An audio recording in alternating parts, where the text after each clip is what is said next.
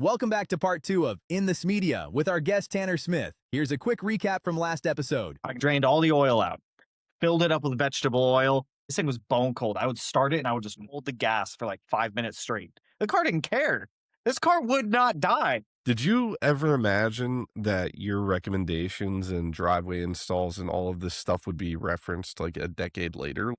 When I started making the videos, it's because I enjoyed making the videos. And that's what I tell a lot of people ask me all the time. They're like, I want to make YouTube videos. I was like, if you don't enjoy making the video, you're not going to laugh. Those videos I made specifically to help people because that was the entire reason I started making those videos. The only way to get better is to try. Like like everything I've done, like the only way to get better is to just practice and do it. When I did the engine swap on my 17 STI with my EG33, I didn't know how to do any of it. And I was like, I didn't understand how big of a project it really was. And, looking back, you learn a lot going through it. The more you practice and the more you do this stuff, the more you learn and the better you get. Crisco livery. Dude, we got to do a Crisco livery like Castrol. That would be golden. My God. AI. Hey, Patrick. The Crisco I know you're the Hot AI master. Get AI to make us a Castrol livery, but with canola oil. That'd be phenomenal. And we're putting that on the sides.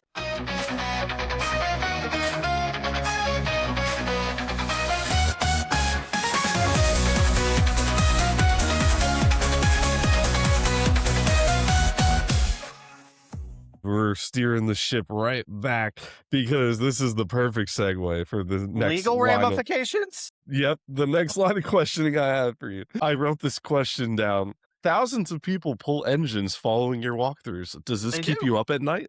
No. Why would that keep me up at night? My videos are there as a guide to help people. Yeah, I have comprehensive ones that will show them step by step. But the thing that people need to understand, and I've said this in plenty of videos, is every single car you work on is going to be different. So I could make a comprehensive step by step guide, and all of my bolts could be in one spot, and all your bolts could be slightly different. Nothing will ever be rusted. 100 or rusted, or they'll snap, or you'll strip them, or you'll drop your socket into the bell housing. And it'd be a good thing you're taking your engine out anyways, but you got to go buy another 10 mil now. So it's like, no, I mean, no, it doesn't keep me up at night. The videos are there as a guide to help people. So that way, because if they want a true step-by-step guide, go pull up the FSM from Subaru. It will tell you exactly what to do. Wait, you don't put your cell phone number in the bottom of every video? Yeah, for anyone to call you? I started putting yours. Yeah. Okay. That's why you've been getting all those spam phone calls, man. Hey, I've been wondering what's going on. That's so funny. Yeah, I feel like you're more of like a shaman, like misery loves company. So when people are snapping bolts, they're just seeing you snap bolts, and you're just like, I know you guys are out there snapping these with me. It's like, yeah. Has anyone ever blamed you for something not working? Because I didn't work on it. I didn't do it. Yeah. I gave them a video helping them how to do it. I didn't do it. They're if they broke something, that's on them. They're like, what about that was inaccurate? Well, that bolt wasn't where you told me it was going to be. Because like I said, every car is going to be slightly different. Yeah, I mean, every car is going to be yeah. No matter my what. car has secondary air, and yours didn't have secondary air. Oh my God! Yeah, I'm like, come on, man. Yeah, I'm like, it's all in the same spots. Most of the time, when that happens to me, it's like I looked up a video of like a slightly different like federal regulations versus CA regulations versus Canada regulations, and I'm like, why am I such an idiot and I don't know how to look up what I'm doing? It's like, and the thing with Subaru specifically, since that's what all these are on, is I could make a video on a 2015 STI of how to pull your engine and completely disassemble it. Then somebody with an 04 STI is going to watch that video and try to do the same thing. And there's obviously going to be differences between an 04 and STI, or an 04 STI and a 15 STI. So it's like, granted, they're both the same engine, same layout configuration. There are subtle changes between the two of them. Or a struggle for us is we have a 2005 Outback, and that's a very bespoke year. For anyone who knows, 05 is its own thing. 06 through 08, Legacy. Is it an XT? No, so it's the LL Bean 6-cylinder, H6. No, I'm sorry. But everything 05, even the XT though, 05 had its own transmission for both the XT and the Isn't it just a 5 5 EAT? Is it? Yeah, it's just a 5 EAT though, isn't Well, it's it? a 5 EAT in the automatic, and it's in the manual. It's a 5-speed, but it's a different gear ratio that only matches the 05 differential gear ratio. If you try to put a 2006, it doesn't matter if it's a Outback XT or Outback L-Beam 6-cylinder. Doesn't matter. If you swap a 2006 to 2008 transmission into it or rear differential, you will have problems. Good to know. Yeah. I They learned don't match something new up. today. Yeah. And even the transmission is uniquely different. So the transmission between 2005, the automatic, and 2006 has a totally different transmission, a totally different 5 EAT. The transmission from 06 so would through a T 8 so fits everything. if I took an 05 OBXT 5 EAT and I put it in an 06 OBXT, would the TCU be able to operate that transmission the same? No. Interesting. No. That's what we've learned is really interesting is those generations are so split down the middle. Like they do not cross communicate. Subaru does that a lot though. They do a lot with their car. They do some weird things every now and then. It's all of a sudden, it's like, why? Like another one electrically is that always sticks out to us is if you lose a particular headlight bulb, it can actually take out more than that headlight series. So like if you lose a high beam bulb, it takes out your low beams on some of the older cars. It's like, Oh, that's so nice. why? Yeah. And we figure this out, and people in the comments will probably roast me, but I forget the specifics of it. But if you look at the wiring, it literally, for Subaru, for certain years, they actually ran their headlight series between the high beam and low beam in an actual series circuit. So I'm not one kidding goes you. out, you lose the other. Yeah. That's so nice of them. Yeah. They That's fixed so that nice of later. They them. don't do that anymore, but this is the older generation Subarus. And so anyone who tries to figure this out in the older Subarus are like, what the hell is going on? They're like, Yeah. both of my I've got headlights one don't bulb work now out. or Yeah. whatever. I've got one bulb out, so I put a new bulb in that bulb.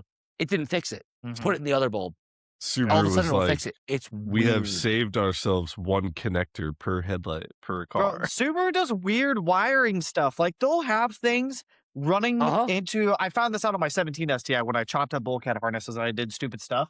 They will have some things that don't make any sense going to a fuse that they have no relation to.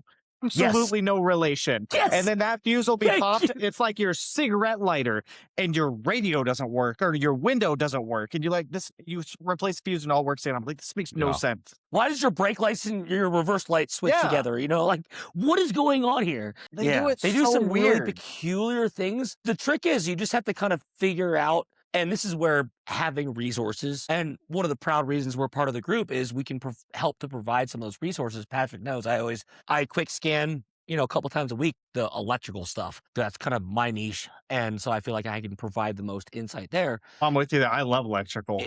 Yeah, it's always some obscure thing. It's like somebody's, posted something and this doesn't make any sense. And 20 people have already commented and they're so like, no, this doesn't make any sense. And so once we're able to sit down and spend a couple minutes looking at the wire, go, oh, this is why everyone's missing it because this doesn't make any sense under normal, operating circumstances of electrical. Yeah, but we're Subaru decided, outside of the normal here. Yep. Yeah. Like You know- some companies use ground control for triggering things. Some companies use power control.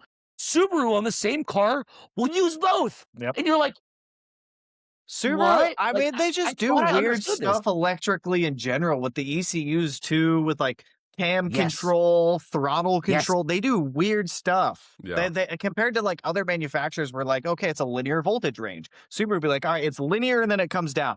They do like super weird stuff. Yeah. CAN bus, like you hit on, is really, really peculiar because all of a sudden you've got your terminating resistors on opposite ends of your CAN bus network. And the way, if you go to try to test it, let's call it via normal CAN bus protocol testing, it doesn't seem to make any sense. But then you actually do more research and you start to understand what Subaru defines as logical, and you go, okay, now I understand this.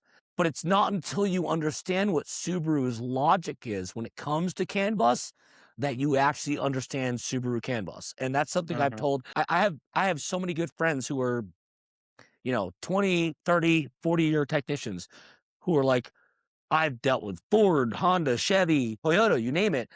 What is with Subaru CAN bus? And I'm like, yeah, It's they its have own their animal. own kind of way of interpreting things. And that being said, I feel like every company kind of does that too. You know, in my limited time working on Chevrolet, they had some weird CAN bus issues. And I was like, well, that's weird to me at the time.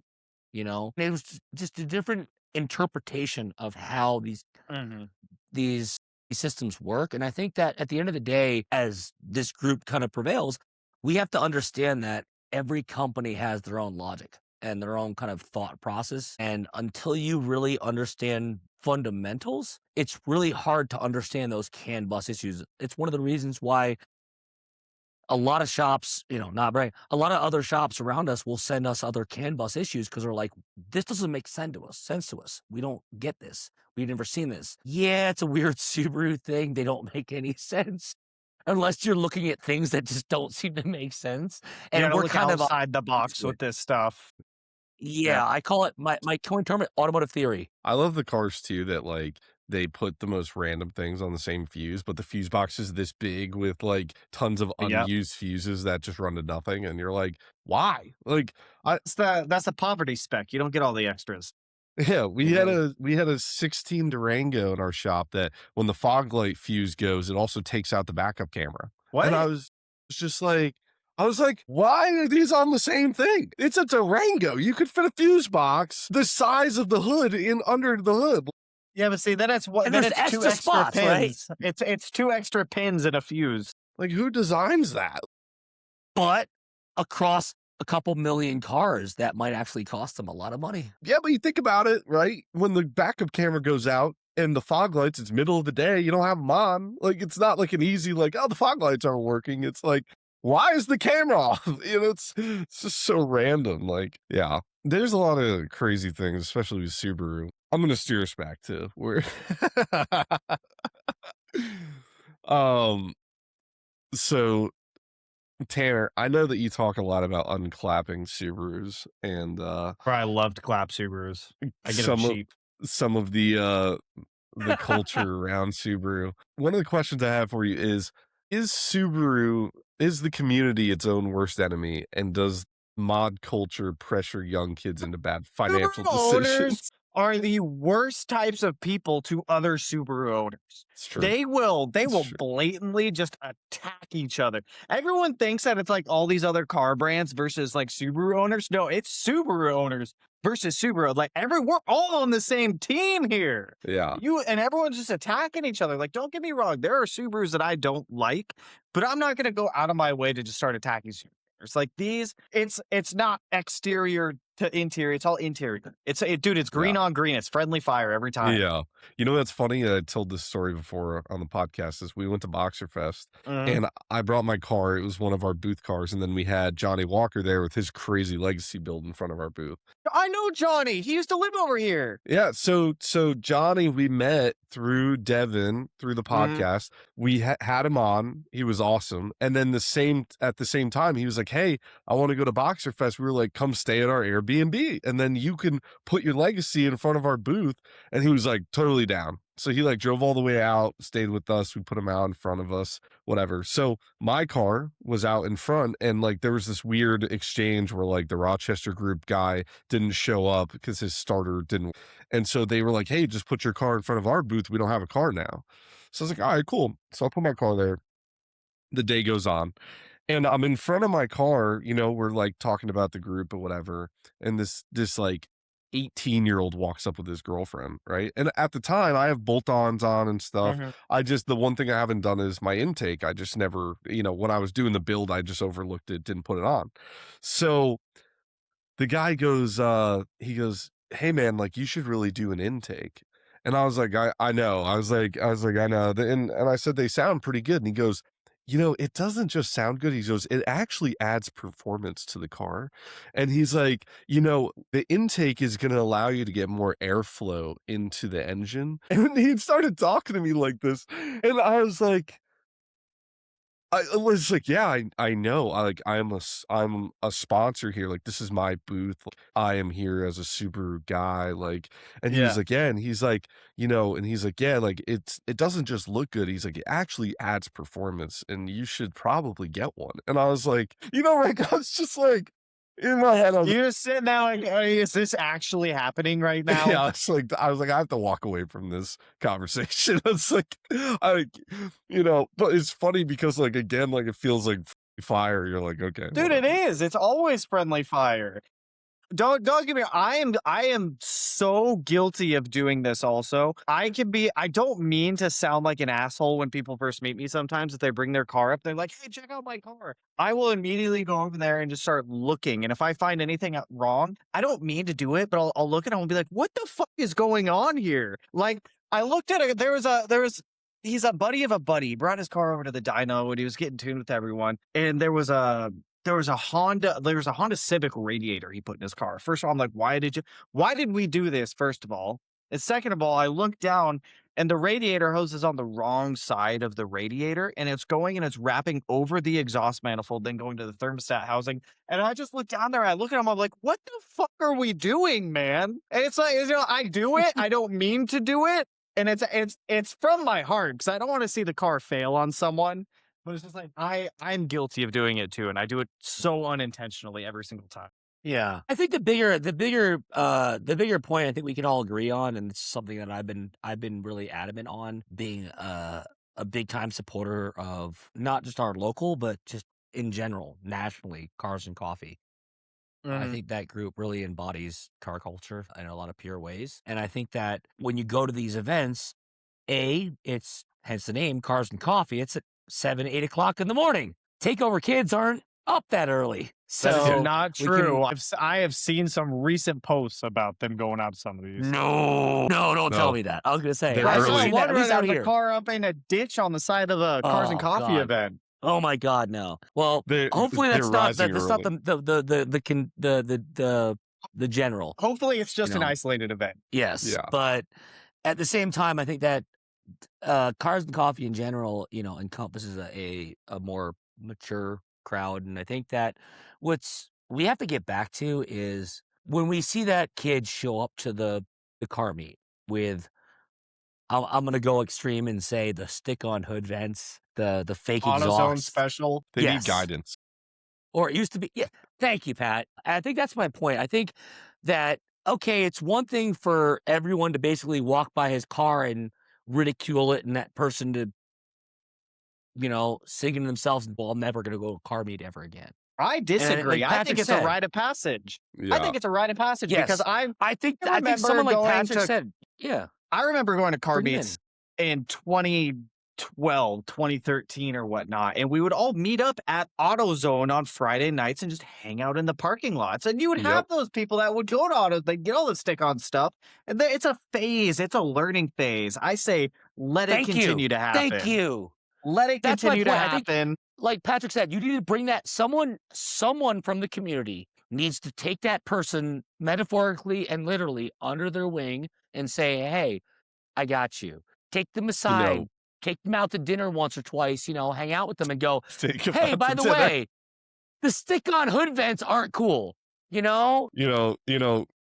have a tough time grappling with like some people like that stuff, and it's hard for me And they to do. it's hard for me to like bash somebody when like they really are like, no, I love stick-on scoops, At and the you're like, end of the day, but I don't like what that. I tell people, what I tell myself, it's not my car, it's not my problem. I don't care. Do whatever you want to your own. Yeah. Like people be in my DMs will be like, hey, can I put an SCI wing on my WRX? I'm like, I don't care. It's your Yeah. car. Do whatever you want to it, dude. hey, listen, I'll be the first to admit, when I had my first Hyundai Tiburon that was blue, Sacrilege. when I was 18, I did own a set of blue chrome wiper blades, and I remember when everyone wanted Had a those, set. dude. I'll back you, Patrick. I had a set. You're not alone. I can confess. I had a set. I will tell you guys that was something that I owned, and I did not know better. I was just the lost boy at the Dude, time. do you remember when people would put the big ass stickers on their windshield of the brand of the car? It would be like Subaru, Nissan, or like all that. Do you Yeah. guys remember? I'm guilty of that, dude. On all my cars when I was younger, I had a big ass sticker that would just say Subaru. Or I don't know why. The make of the car is right on it. Why am I putting a giant sticker across the windshield? Dude, the whole They're not back, paying Everyone you to was do it. doing it. They're not No, paying you to everyone do was it, doing right? it too. dude, my whole back window was literally a Paul Walker sticker. It was like, oh my God. Okay, this is a treat for you guys. I have the photo of my blue chrome wiper blades. Are you ready? I'm so excited. This is like, this is gonna be hard to look at. Yeah. Okay. Look at that thing. Yes. Hey, you know, Hey, at if least they they can- matched the engine bay. Yeah. Hey, Everything was powder I'll coated. pull away from it because I was at a movie theater one night and with some friends, and I came out and my windshield wiper arms were up and I had no wiper blades. And I was like, what the someone just stole my fancy blue wiper blades. I was so pissed. And all of a sudden I look at my phone, and this is old school flip phone days. I had a text message from my buddy and he goes, hey, what are you doing tonight? I go, what the man? Like, I don't know. I just got out of the movie theater. Some asshole stole my wiper blades. I don't know. I don't know what I'm doing tonight. I'm pissed right now. And he responds, well, it's funny because I happen to have a set of wiper blades that might fit your car. And he sends me a picture of my wiper blades. And I'm like, dude, not cool. You're just lucky it wasn't raining because how was I going to drive home? Well, He saw my car in the parking lot at the movie theater and stole my wiper blades and left my wiper arms up and just thought it would be funny to send me a text message like, well, you'll figure it out. Yeah. or just like gouges So I had your to stop windshield. at his house on the way home to get my wiper blades. Not happy. Well, I could talk about crappy mods all day. A couple more questions for you, Tanner. I'm really Yes. I'm learning a lot from you. If Subaru killed the WRX tomorrow, would you keep making Subaru content? Been Subarus for 30 years, man. I can just go on Marketplace, buy anyone I want, keep making the same content. Here's the thing. Hey. Here's the thing that people don't understand. People will be like, hey, go buy this Subaru, go buy that Subaru, go buy this Subaru. I'm like, you guys, they're literally all the same. They different. They just different. They're all the same. You said it earlier. They're Legos. They're Legos. Just swap them. Put Yeah. a 6-cylinder in your Forester. It doesn't matter. They never Now- made one, but who cares? Build one. Now, this leads me into another question is, if Subaru hired you to make the next WRX, what would you make? Bro, I don't even have to do anything crazy. Give me a VBWRX, paint match the flares, CI 6-speed, FA24 with Toyota's D4S, port injection added, slightly larger turbo, slightly more aggressive tune, CI wing, STI lip kit, boom, STI, done. I don't even have to do anything. Take my money. Oh, you want a little Take my extra? money. You want a little extra? Put it in a wagon form and offer it as a wagon too. Done. Yep. Take So my money. here's my question. Take my money. You want the FA in it. Would you do electric? So, okay, here's the thing. Everybody thinks I hate FA24s. I don't. I hate the fact that FA24s didn't get Toyota's D4S port injection. And if I want to make big power on it, I have to spend $12,000 on a Motec, software, all a fuel system, all this crazy. It's just not worth it. And then I got to put STI. I agree. It's just not worth the money. It's not. I could do it cheaper totally with an agree. STI. Now, If they would have just made I that couldn't one agree more. change, just put D4S port injection with direct injection, it would be perfect. I would have Now- zero complaints. something I want your take on, since you're You're an right. FA24 guy, because I have an FA and I love it.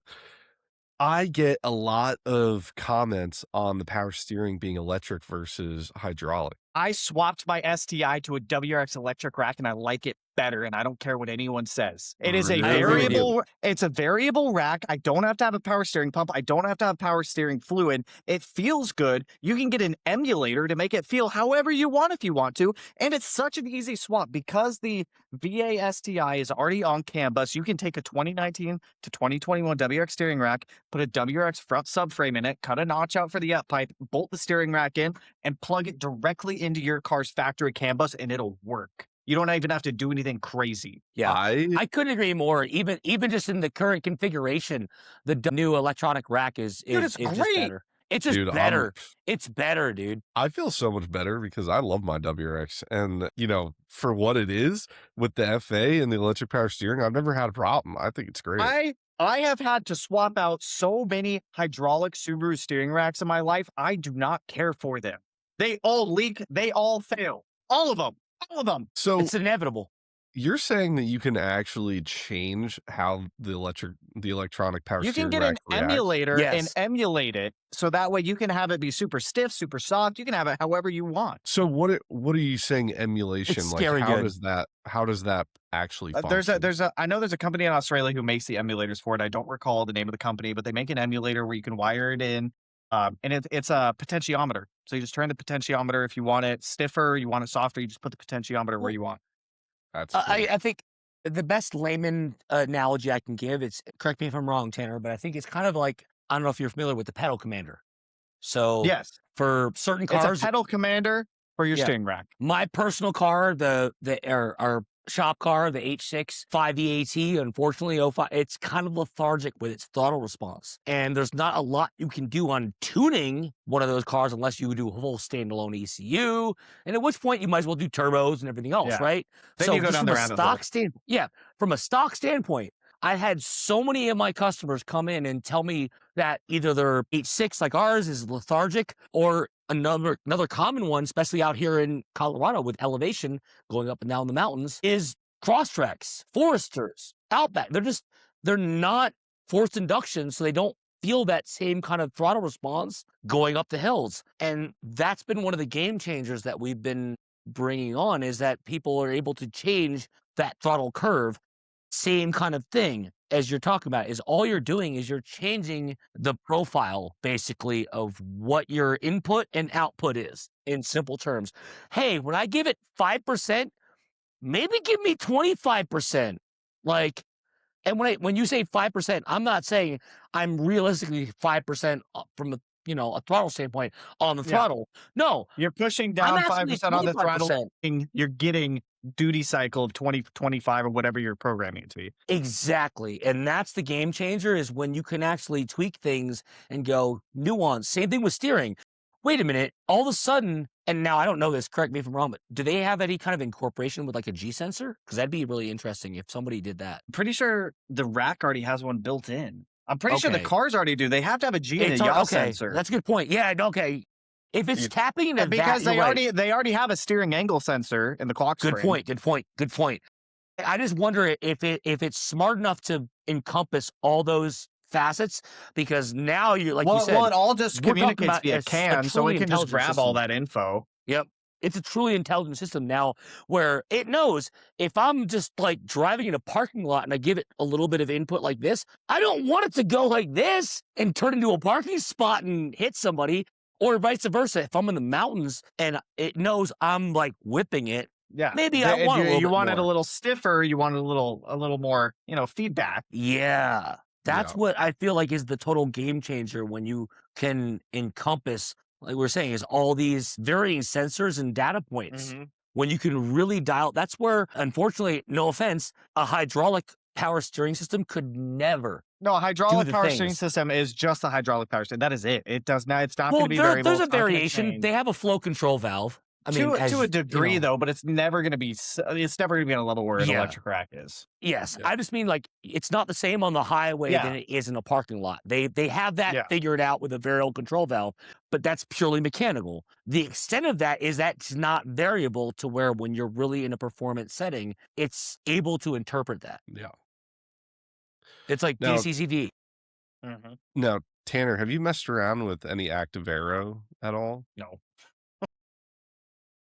I'm wondering, I've been like really thinking about it a lot because I've been in a lot of I- 3D printing areas, I- and like, I build streetcars. I don't need active aero on a streetcar. but you could have it, and it would be kind I of cool. could, but how is it going to? It's not going to benefit a streetcar. But it would look kind of cool. That's valid. you It would know, look like- cool. Don't get me wrong. It look cool, but I guess it's the gradient. The gradient that Patrick's pointing out is what defines a streetcar versus anything else, because there's a gradient there, because all of a sudden,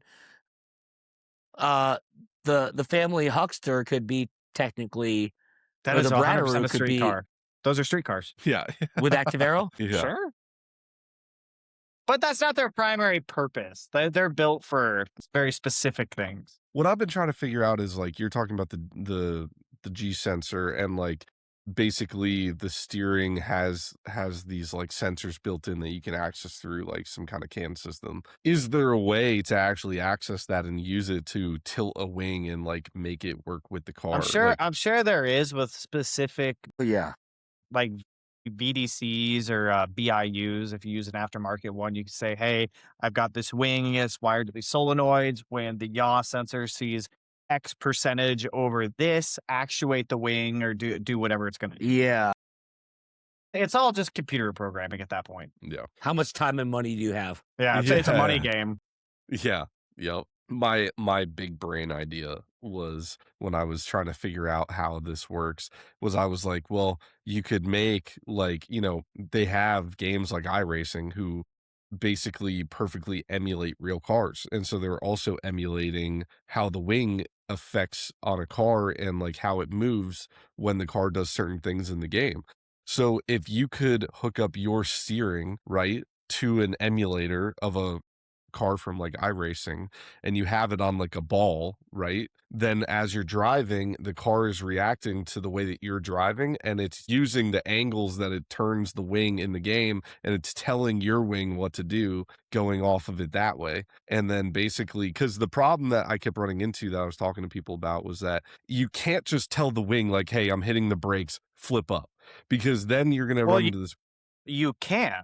Or you If you run like a brake pedal pressure switch, you can put it on a variable axis where 0 Mhm. brake pedal pressure is no degree change, and you could have 5 volts being full tilt, and then you can have it on a full scale there. So as you apply Mhm. more pressure, you're getting more Potentiometer, voltage, yeah. which would then adjust the wing's pitch. So you could. The problem they were saying though was that you have to really dial it because if you hit the brakes too hard on the highway, Yeah. like let's say you stop short Well, and yeah, the I mean wing that's with flips, anything. then it's gonna be like squirrely, like it's I kind of mean, like Well, and I would argue that's even with like anything, and that's just testing that you're gonna have to do. yeah, I would yeah, argue even with the current configuration that Subaru's has, with the Bradaru, like they're configuring that sometimes maybe between takes and Mhm. shoots that we don't realize. They're like going, hey, you know what? This active arrow is actually getting in the way. Turn it off or dampen it or whatever when we go to do this move. I mean, not throwing any shade, just saying like when I think we all saw when Travis tried to do the Air 360, and didn't quite make it on the ice. yeah, Maybe it was a little miscalculation of, takeoff angle, what have you, but we have to also consider these things like the active arrow in terms of how that might have played into it if it was activated and trying to maybe correct for the car going at a weird angle and might have accelerated its pitch angle and flipping over. I mean, Yeah. I mean, there's that's also what there's so many these variables that go into that engineers stuff. have to deal with. This is Your physics, man. headwind, tailwind, wind speed, all of that plays a factor into this also. yeah, Yep. That's what I yeah, mean. So there's engineers that are doing Yeah. a million calculations and not to their discredit. Sometimes they miss one thing. You know what I mean? Like out of a So it's million a lot. variables. It's a lot to have in there. Yeah, we did every calculation right. We forgot to turn the active arrow off. I mean, famously, I love when I think Volvo did it or Volkswagen when they're like, "We're testing off our anti-collision. Put a reporter in front of it," and it crashed into the reporter. It was like, no, dude. Right. yeah, And they're like, we're sorry, we forgot to turn the anti-collision on. Bro, somebody lost their jobs, needless to say, yeah. because they didn't push that button. Like 100%. serious. Yeah. Yeah. Yeah. It's amazing like the cars that Travis drives, the amount of work and just testing and everything they have to do to make those cars perform the way they do is insane. I Sure. mean, and like, I'm sure Tanner, like you've done a lot of builds and a lot of testing. And I'm sure that you kind of have the same kind of feeling is like when you get something, it's kind of like a blank canvas. Like when you start upgrading it, you're just testing and learning as you go, and you're just kind of on the fly figuring out how things are going to Mhm. react in the car. And like, like you said, going into a rotary, you've never like messed with a rotary engine before, but I'm sure you're like, man, like these engines and these cars are so different. Like I should do this instead of that, and like this whole kind of like figuring it out as you go. So Yeah, 100%. yeah, it's amazing, man. I mean, the work that you've done over the years and like being able to go back through your catalog and see the cars that you've built and the videos and like, it's funny because some of the videos, it's like this, it's there was a ring of like WRX videos where like the cover was almost the same wording and like a little bit of a different picture, like 8 Bro, do you know times. how hard it gets to when you have a car and you're doing a series and the car doesn't run and you can't drive it somewhere to go get another thumbnail? And you're looking at it, you're like, all right, how do I make this different from the last 12 I just did? Yeah. My favorite is it's like, this car broke down on me. This car is not running. This car will not run until I fix it. It's like, 9 different ways to Yeah. say the same thing. I just Bro, could it's not. like, it's so I hate doing thumbnails and video titles. Well, I just Yeah. like making the videos and uploading the videos. It's like Yeah. the thumbnails and everything. Is I'm looking at this shit. I'm like, I don't know what to put. Hey, dude, I uploaded a video tonight. I haven't even looked at it yet. I uploaded a video tonight on my buddy's VBWX. We just did like the full cob package on it. And I'm sitting here looking at this thumbnail. I'm like, the hell do I put for text on here, dude? It's like, I don't care. I don't care. I'm just putting the video out there. Do you watch your stuff back? Yeah, I have to do a pre-watch on them because if I don't and I miss something in there, then I'm like, okay, let me edit this real quick or let me change this real quick. So yeah, I always do a pre-watch on them. I find that after doing YouTube for a year and doing the podcast for a year, I went back and watched some of our first videos and I'm like, wow, this was rough. You get that feeling of like, man, we did not know what we were doing. We were just kind of jumping in on random stuff. Like we said, that's the best way to learn. Yeah, and it's funny now because like when I listen to our videos now, I feel like I can actually listen to them. Like they have some kind of like smoothness to how they run and it's like They you feel watch the more original. organic. It makes me laugh when I talk to somebody about having them come on and they're like, "Hey, I just watched your first episode ever," and I'm like, "Do not watch that So episode." out of curiosity, when you first started, did you have like were you like not your normal self and you were like, I don't know how to act, so I'm just gonna kind of like do something like just Well, I don't know what to do with my hand. Like that's how I was when I first started doing all my YouTube videos. I didn't know like how to be myself on camera because it's awkward. You have a camera pointed at you. You've never done it before. well, You're like, I don't know how to act, and then you get like weird about it. Yeah, you know what? exactly. You know what? I didn't feel so much weird about That's how I being felt. on like yeah. I didn't feel weird about being on camera, but what was weird about it was that okay, I had tried to do the podcast previously with one of my Mhm. sponsors, Freddie Brees, who owns IAW out of Delaware, another Subaru shop. I almost had another Dave, and so basically that video never uploaded. He recorded it in his garage, and so when that didn't pan out, it was like another year until Dave came along as a sponsor. And I met him through Mark, and we were like, okay, cool. Like, this is awesome. Like, we'll bring you on, whatever. And then I was like, by the way, I'm trying to do this podcast. And Dave was like, I'm down. He's like, I'm not really like a camera Wanted to guy. do this for a while. Yeah. He was like, I'm not really like great on camera. He's like, I'm not on camera a lot, whatever. And so the day that we recorded our first episode was the first time Dave and I were ever face to face on camera. So, like, really all it was I had a list of just Subaru myths and like, all of this stuff.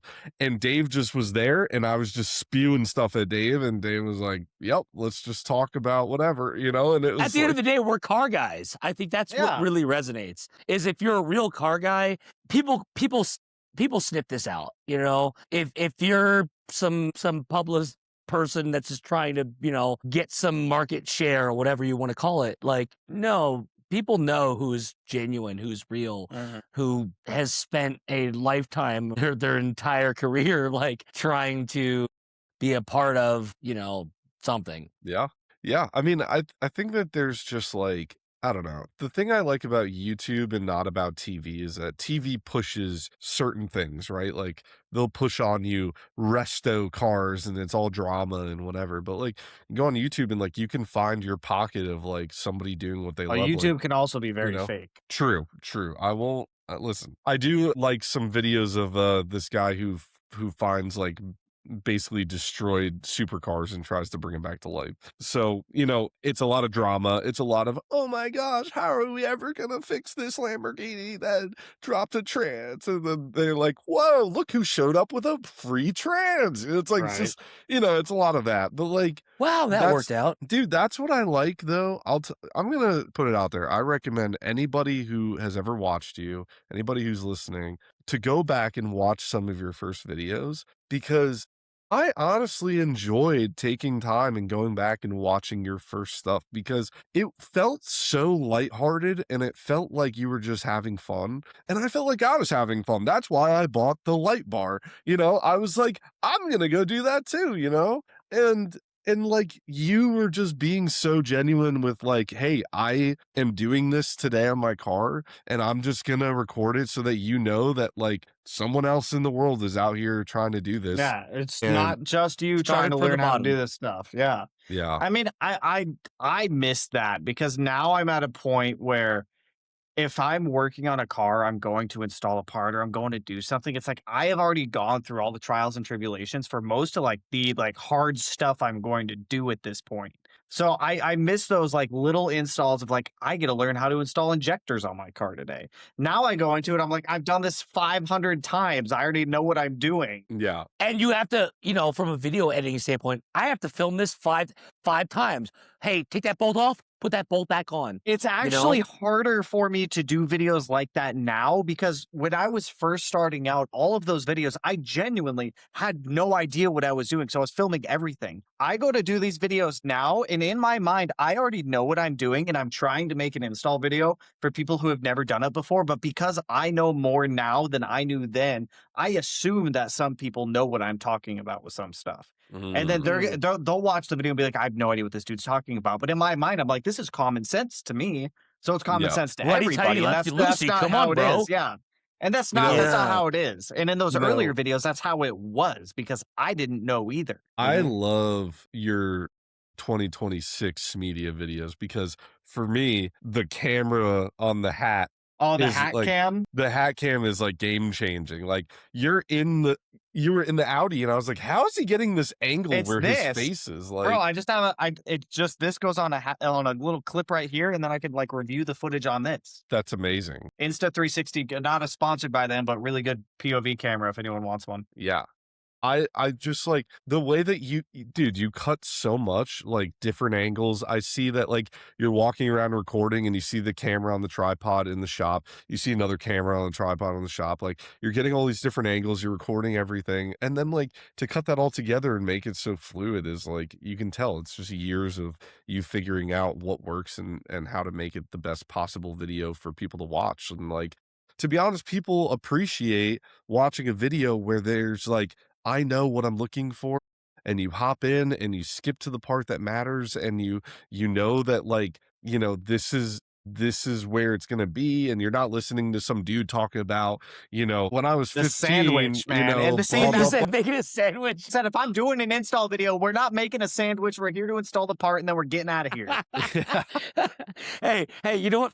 You know what? Now you have to do it. You have to now make a little short video of you just making a sandwich. Just making a sandwich I while I'm think- like half-ass installing something. I think you gotta- You should make a No. short reel just as a joke of you making a sandwich.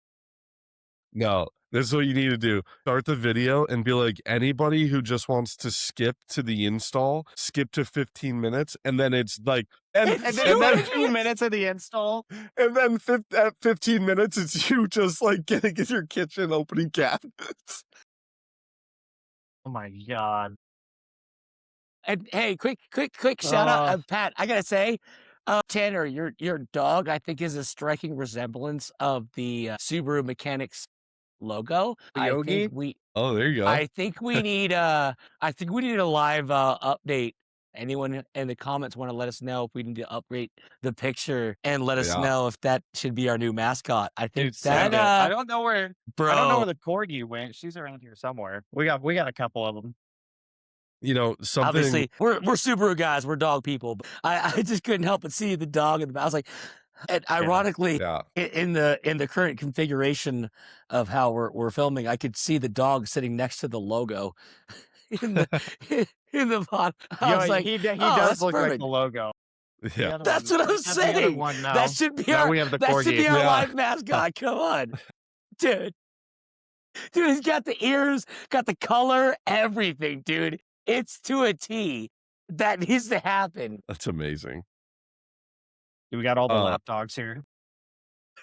Something that I mentioned to Tanner that I thought would be really fun, which who knows if it's something that'll happen, but I thought it would be funny if Dave, we started buying Temu car parts for the Baja. Oh yeah.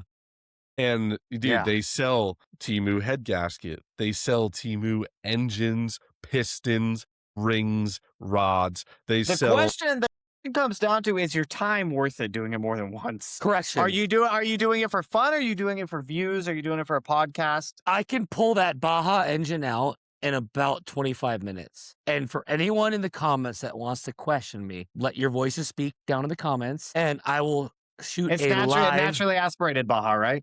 Yes, Oh, I yeah, will shoot a 100% live you can do it. video, and I'll pull that thing out in 25 minutes or Bro, less, there's- probably less. People don't understand how easy Subarus are to work on. I will die on the hill that Subarus are the easiest cars to work on. For They're anyone who doesn't easiest. know, you know how a lot of the Subaru bolts are tapered on the end No. for the, let's say, the subframe, all these things. You know why they do it? Yes, rally pedigree.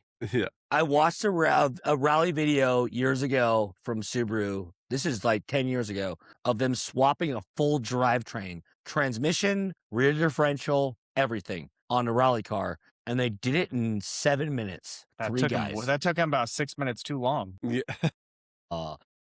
But yeah, they pulled this thing in, they threw it on rally jacks, and they just dropped everything and went to town. And it was just a model of just efficiency. And I thought to myself, I'm like, wow, I saw him literally putting bolts onto the gun and just going zip, zip, zip, and just running them in.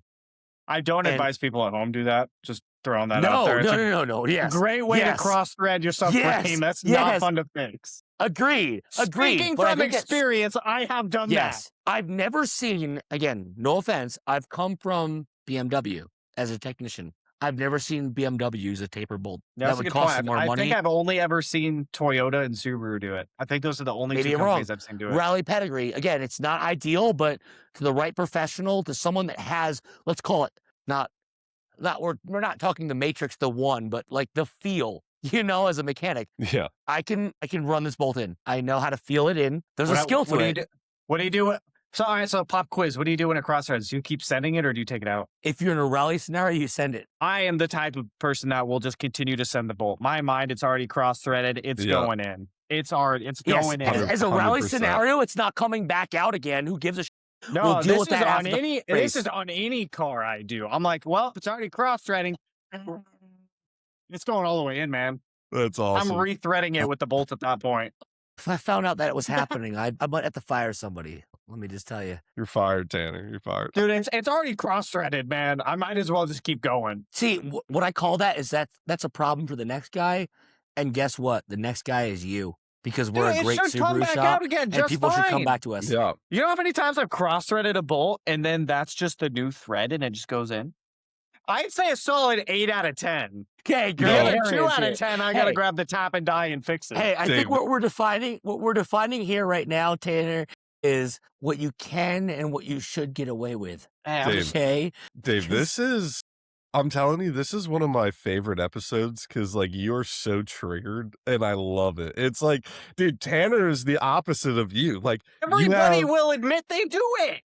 dude, Dave won't admit it right now, but I guarantee he's done it. He's like, Dude, it's already no. cross-threaded. You've It's- never sent in one that's already cross-threaded. Don't you lie to me, Dave. I see the smug smile. I'll say it. When it's my car, yes. When it's my car, yes.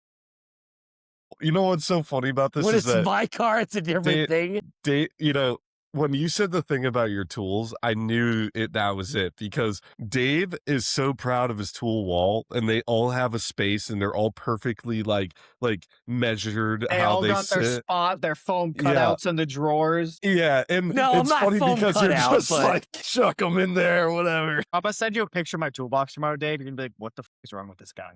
You He is just a see that. psychopath." And hey, brother, I'll say this once more because I've said this before, but I'm less as a shop owner, a contender about I'm a maximum efficiency guy. All my employees should be turning hours, all this stuff.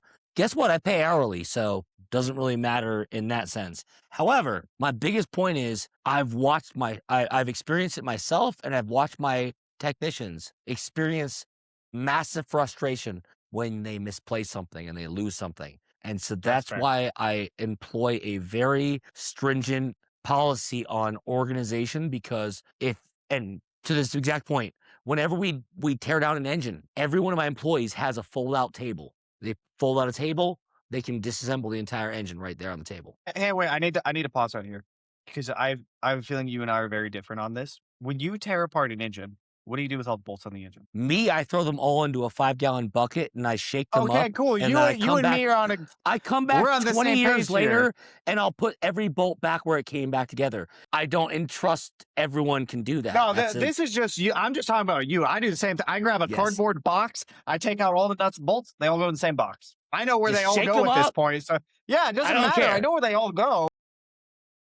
I did that with a Bentley engine, and I've only worked on one Bentley engine, and I rebuilt it 2 years later after I took it apart. So And every single bolt went back where it came. So on my 2.5 RS and my FD, I stripped both of these cars down to a bare chassis, bare frame, nothing on every nut bolt off. I sent out all the hardware to be zinc plated. When you send that hardware out to get zinc plated, you can organize it all you want. They put it in a giant bag. Nothing's labeled. They put every nut and bolt on a car in a giant bag. That's when it gets fun trying to figure out where they all My go. employee's again. first mistake was when he sent a set of cylinder heads to our machine shop with all the extra bolts. You know, Oh no. oh wait, Oh, this is where the no. intake manifold bolts go in. Guess what? They all came back in a bag, like you Yep. said. Take And he them came all and he's out like, in the bag. I don't know how these go back together. And I go, I got you.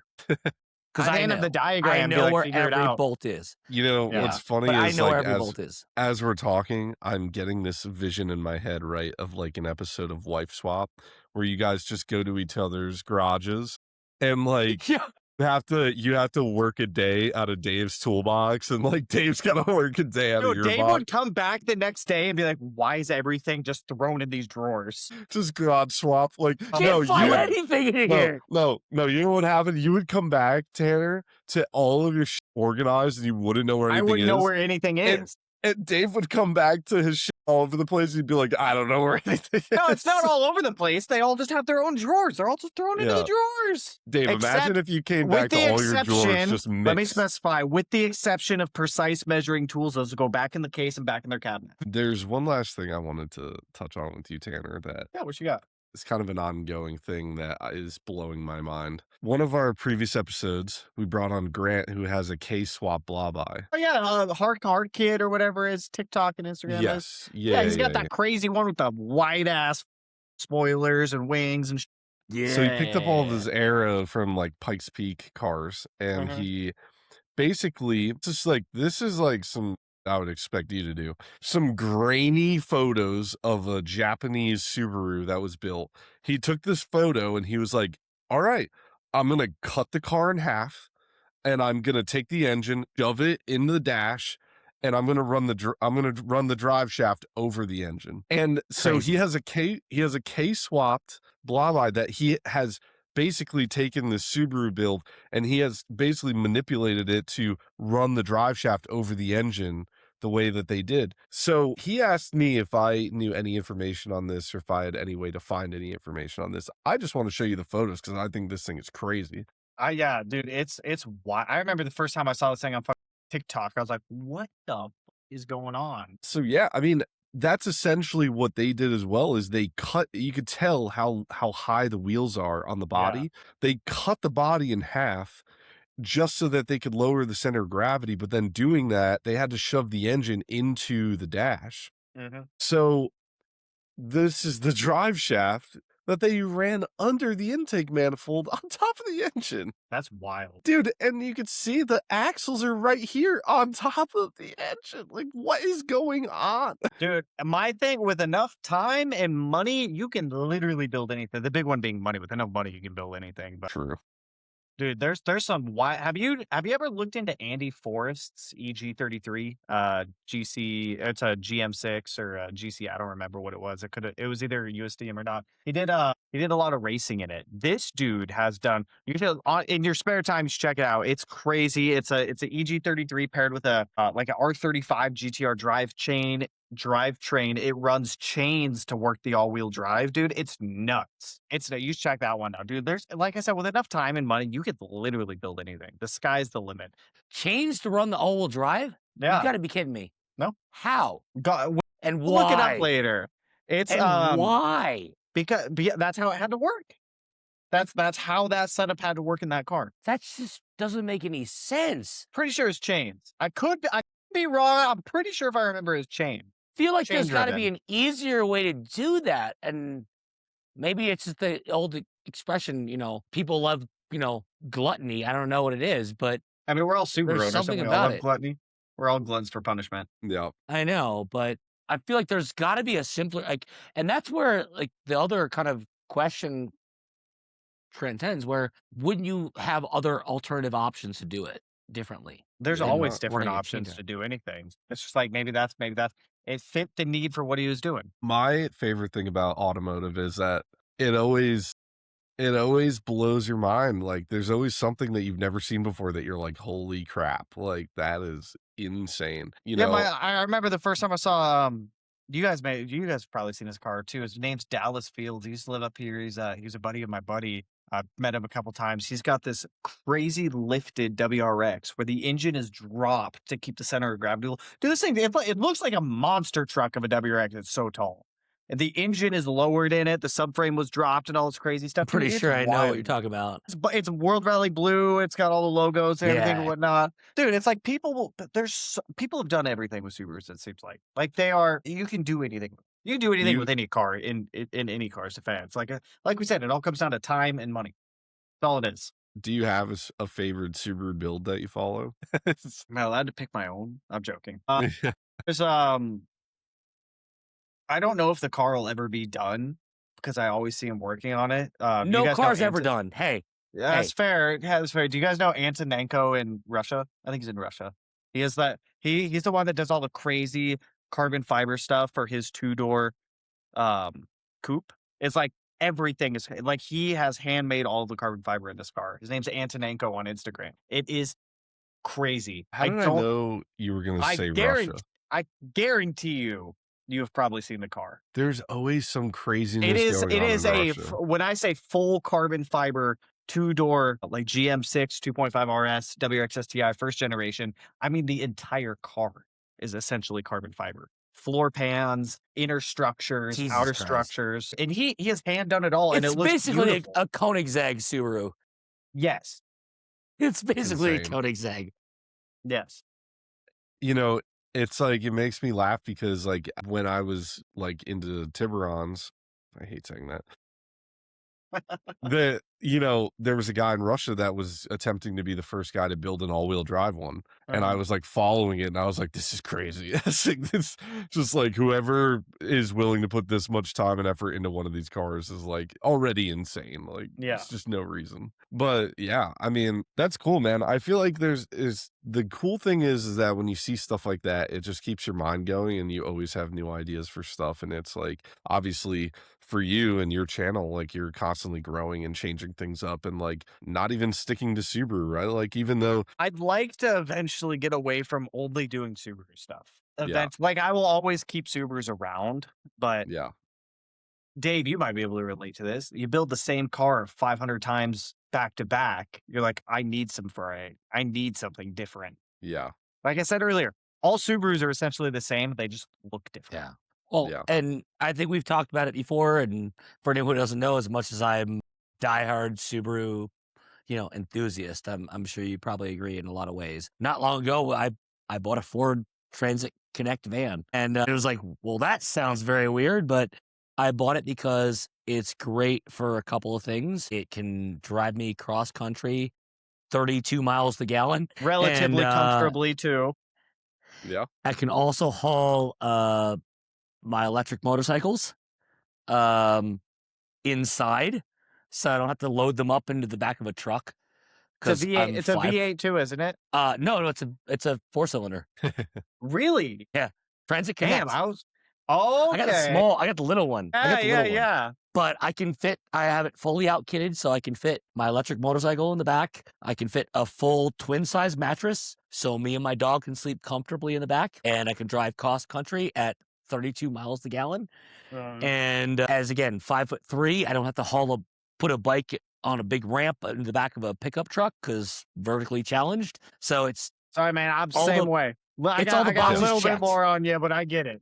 Yeah, it's all the boxes checked. You know, like I was even looking at like trucks and all this other things, and I was like, you know what, this fits. And I think that's the other thing that I always try to impart in my, wisdom is that there's a right vehicle for everybody, in the right circumstances, in the right use case. Some people need a Escalade, man. I think it's a little exorbitant for whatever I wanted to do, and I could respectfully kill that Escalade both on road and off road in every accolade with my Outback. So I'll take my Outback over an Escalade.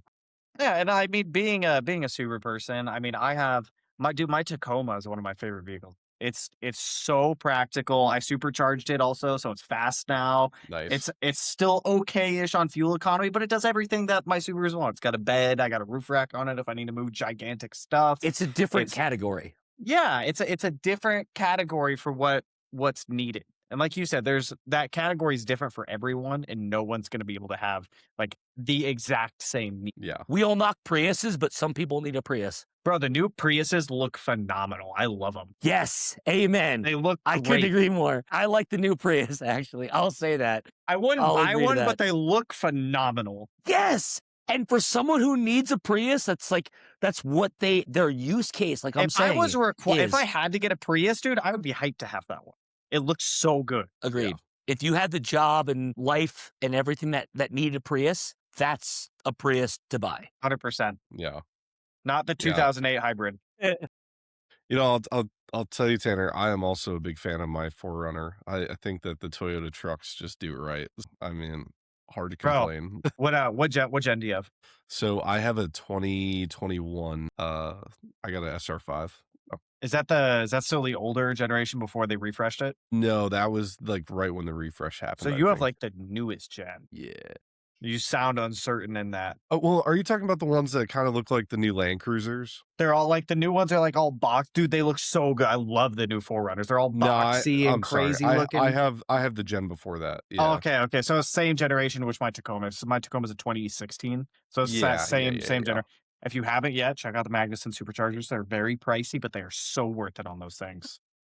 You got a V8? So worth it. No, mine's the V6. Same engine as the 4Runner. Yeah, I definitely am looking into that. That's amazing. I really hope your wife doesn't follow the podcast, Patrick. She would love it.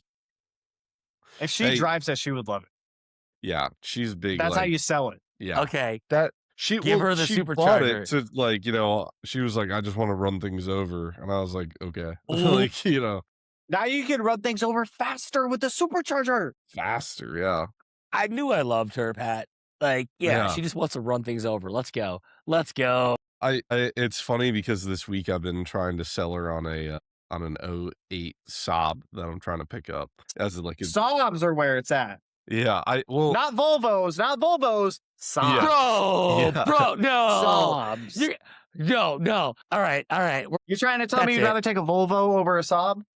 Yes. You crazy. Yes. That's crazy. Yes. You crazy, man. Yes, I'll take the Volvo over the Saab, man. Those things are tanks, dude. You can drive them through a brick wall, Saab the next brick wall, the brick wall after that, and then the brick wall after that, and then to a nursing home, and you're fine. Like fighter jet? Yeah. Yeah. You know what? You know what they have from fighter jets? That little button on the dashboard that says night mode, and it turns all your instrument clusters off, but your speedo only up to 60 miles an hour, because you're not supposed to be going over 60 miles an hour in a Saab ever. Does Volvo have a night mode? Ever. No. And they also have their dome light, little like an air vent on an airplane, so you can direct it wherever you want it. Yeah. That's so cool. Actually, I do give Saab that credit. I wish my dome light was I wish I could direct it where I want it to go. Because Saab makes jets. That's why. You want to know something crazy? This is so crazy. I have been dailying. I have 100,000 miles I put on an 05 Chevy Malibu base model. Thought you were meant to say Saab.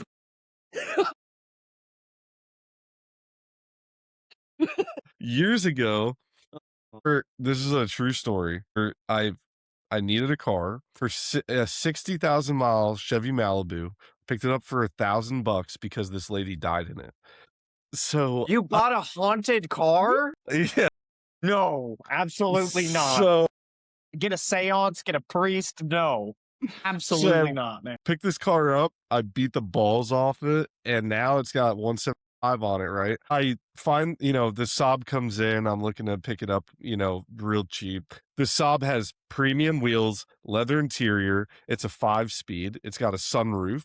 Probably not haunted either. Yeah, it's a turbo 2.0. I like when it says premium wheels. Companies would always say that. Yeah. Yeah. Companies used to say premium wheels. It doesn't have steelies. It has aluminum wheels. Premium. Yeah. Well, so this is what's funny, right? I call my insurance. And they're like, yeah, the Saab will be $6 cheaper than the Chevy Malibu. And I'm like, because it's cheaper. There's no ghosts. That's why. Yeah, they don't have to insure the ghost. It's not on there as an extra driver. Oh my God. Oh my God. Oh. Tanner, I have to say, man, I appreciate you so much for making the time for us, man. This has been amazing. I would love to have you back on. I've been watching all of your episodes with Flatiron. I think that it's super interesting, the stuff that you guys dive into. And to be honest, I could talk with you for the next 5 hours. So I think that there's just so much I would love to have you back on for. We can do another whenever, man. Yeah, and I think next time we need to bring Mark on. I would love to do that. Dude, you're gonna have Mark and I just yelling at each other half the time. I know, it's gonna be amazing. And it's funny because Mark always tells me that he doesn't do... The issue is when Mark and I are together, we have no filters. That's so, yeah. Yeah. There's funny because filters. He told me that he doesn't do a lot of podcasts because he's just unhinged. He just says what he says, And I was like, that's it. That's perfect. Yeah, come on, And so the two of you together is just gonna be like, all right, damn it, you talked me into it, I'm in. Yeah. God damn it. You might awaken the beast. I've had to bite my tongue for a long time. Just kidding. Yeah. Oh, we might just have the unhinged podcast episode. Yeah. Dude, I'm so down. Yeah. It's just gonna be triggering. The entire episode is gonna be fighting over just exactly. Everyone arguing. No, the GC is the best chassis ever. No, the BP is. No, it's the Outback for life. Wagon. Yeah. Volvo. You're gonna be the only one in the Volvo group, man. Yeah. Hey, that's all right. True. Hey, I'm waiting to see. Let me know down in the comments, guys. Please show me the Volvo support. Come on, dude. They're all gonna go Saab. Well, anyways, man, I appreciate you coming on, and seriously, let's definitely do this again. You got my email, man. Yeah, we'll reach out, and we will see you guys on the next one.